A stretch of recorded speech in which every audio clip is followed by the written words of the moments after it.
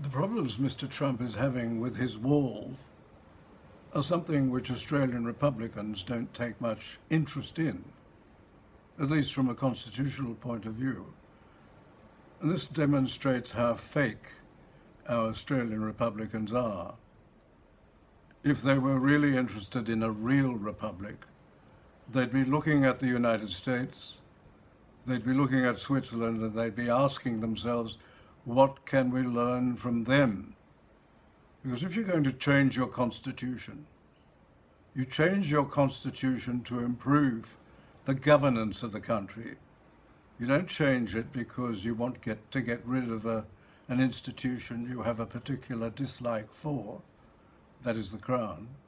You don't remove an institution that's working very well, and especially, you don't replace what we have with something far worse, as they tried in 1999. Because remember, in 1999, they tried to foist on you, the Australian people, a politicians' republic, in which the Prime Minister, the political class, could sack the President without notice, without grounds, and without any right of appeal.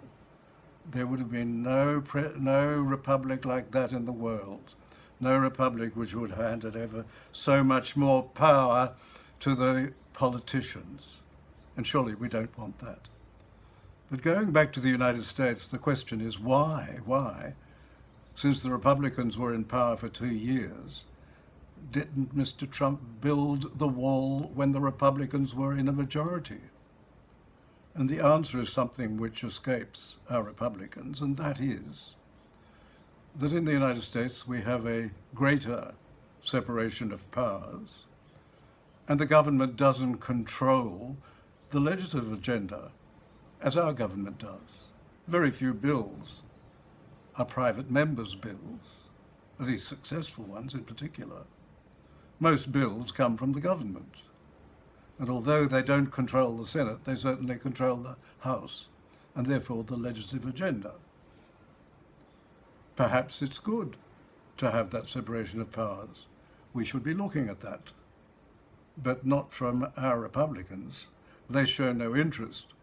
And the reason why Mr. Trump never got his wall was that the Republicans in Congress firstly thought he wasn't going to be there for long. Remember, the Republican establishment didn't want him. He was essentially chosen by Republican supporters in the primaries who went against the Republican establishment. And the Republican establishment were among those who really probably wanted to get rid of the president.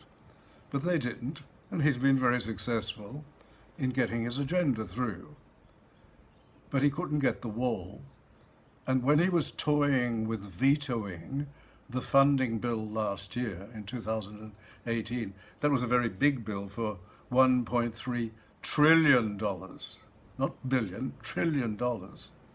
And that contained what he wanted in relation to defense. Because as you know, the president wants to greatly return America to the dominant military power it used to have. President Obama was more for a managed decline of the United States. Anyway, those are political issues. But what Mr. Trump was told by the Speaker was, please sign the bill. It was very difficult to get the agreement of all parties, to get it through both houses. Please sign it, and I'll get you the funding for the wall. Because in America, once again, there's a difference. The Speaker's not just the chairman of the House. The Speaker is a major legislator. He plays a significant role in the development and the processing of legislation through the Congress. So there we have two significant changes. I suspect that at the end of the period that Mr. Trump has reopened the government, there probably will be no agreement, and he'll need to make a declaration of an emergency, a national emergency, and then he'll be challenged because lower courts in the United States can issue injunctions to stop the president. Whether they should is another question. But these are significant differences. It may well be that in looking at the case, the Australian people may want that. They may want to give up the Westminster system. But what is the point in Australia of going to a republic if all you get is something which gives even more power to the politicians who have more power than the President of the United States in running the legislative agenda? I'm David Flint. I'm National Convener for Australians for Constitutional Monarchy, and until next time.